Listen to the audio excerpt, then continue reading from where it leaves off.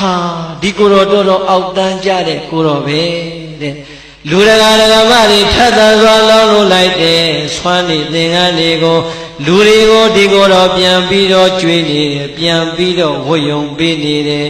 ဟာဒီကိုတော်တော်အောက်တန်းကြတာပဲပေါ့လေတပတ်နဲ့တပတ်တစ်ဆင့်နဲ့တစ်ဆင့်စကားတွေပြောဆိုလာလိုက်တာ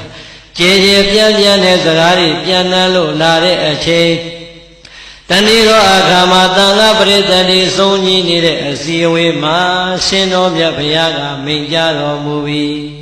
ချစ်သားလာဆံဟောဒီမှာမင်းကိုသံဃာတော်များများကပြောကုန်ကြပြီး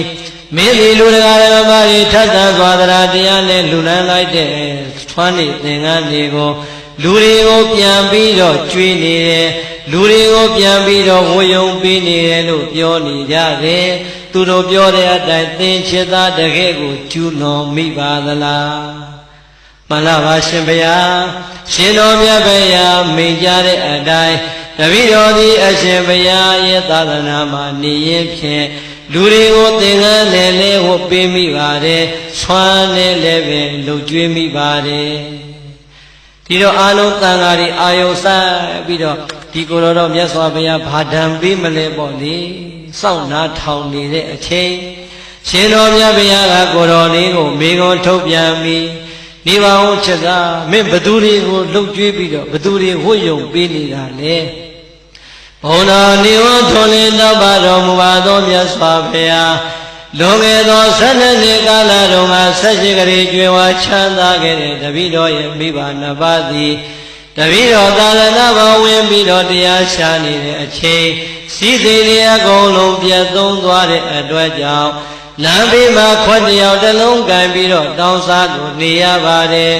အလိုစားဝန်ဤဆင်းရဲနေတဲ့အတွက်ကြောင့်အရှင်ဘုရားဟောကြားတဲ့တရားလမ်းစဉ်အတိုင်းတပည့်တော်သည်တပည့်တော်ရဲ့မိဘနှစ်ပါးကိုနေ့စဉ်နေ့တိုင်းအာယုံစွမ်းနေစွမ်းများနဲ့အလူခန်းလို့ကြွေးမိပါတယ်ရလာတဲ့သင်္ကန်းလေးနဲ့လည်းဝတ်ယုံလို့ပေးခဲ့မိပါတယ်မြတ်စွာဘုရားတဲ့ဒီတော့ကိုယ်တော်လေးကိုဘာအမိန့်ချမလဲလို့သံဃာတော်ရှင်မြတ်တွေစုပေါင်းပြီးတော့အာယုံဆိုင်နေတဲ့အချိန်ရှင်တော်မြတ်ဘုရားရဲ့ညာလက်တော်ကိုယ်တော်လေးရဲ့ကြောပေါ်ကိုအသာတင်အာလုံးသောသံဃာပရိသတ်တို့ရဲ့အလယ်မှာသာဓုသာဓုသာဓုချစ်သာသေရှင်သာသည်ငါဘုရားနုစဉ်ကာလတုန်းကကျင့်စဉ်အတိုင်းတသွေမတိန်လိုက်လာကျင့်သုံးခဲ့တဲ့ငါသားတော်ကြီးပိသပါပေတယ်